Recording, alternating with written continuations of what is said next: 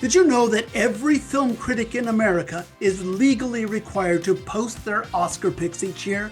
Well, no, not really, but it's still a lot of fun. So with that being said, I'm Sean McBride, the movie guy, and today let's talk about the Oscars.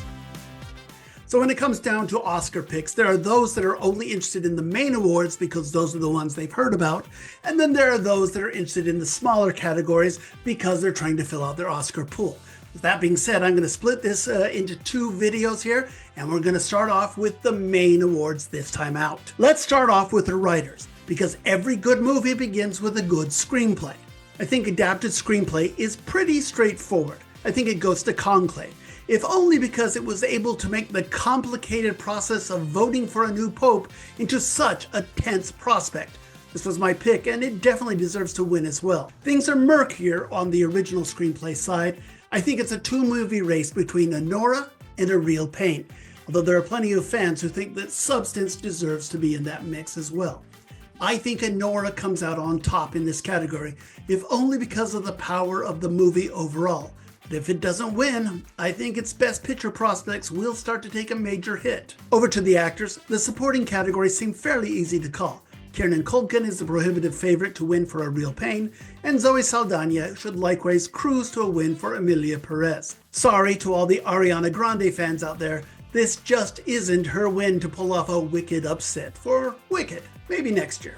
Things get much murkier in the leading actor races, especially after Timothée Chalamet won this prize at the Screen Actors Guild Awards. But my pick is that Adrien Brody wins for The Brutalist. It's a more traditional, high-drama performance that I think will appeal to Academy members who are looking to honor serious artistic achievement. In the Best Actress race, well, I'm very conflicted. On the one hand, you have Demi Moore, and a win for this beloved Hollywood figure would be a career achievement prize. Then again, she is in a horror movie. Are they really going to give the top acting award to a movie where the actress turns into a monster at the end? Then there's Anora, my favorite movie of the year. Mikey Madison's performance here is the heart of this movie, and her fearless and assured performance here, it's a revelation. But I wonder if older voters will be turned off by a movie with so much unapologetic sexual content. So my vote actually goes to Fernanda Torres in I'm Still Here. This is the solid role in an uncontroversial movie, and since the awards are tallied using preferential ballots, I can see her sneaking in for the top prize. So Torres is my pick for this category, but I freely admit that Las Vegas says she's in third place. This may be an instance of my heart overriding my head. Now I think the director prize is also a two-man race between Brady Corbet's masterful creation of The Brutalist and Sean Baker's Anora. I think this is Baker's year, especially given that he's also up for Best Picture, Editor, and Writer. I mean, the man could go home with 4 statues for just one movie, Anora. I don't think that he will win all 4 awards, but wouldn't that be awesome if he did? Now, let's move on to the granddaddy of them all, Best Picture. Once again, I think this is a 2-picture race. Most of the nominees have things that might make them feel wrong to some voters. Wicked is a musical, The Substance is a horror film, Dune is sci-fi and it already won a lot last year, and The Brutalist is too long, and Emilia Perez, the top nomination getter, was derailed by social media controversy. So it comes down to Anora, an audacious and wonderful movie, one that so many people love.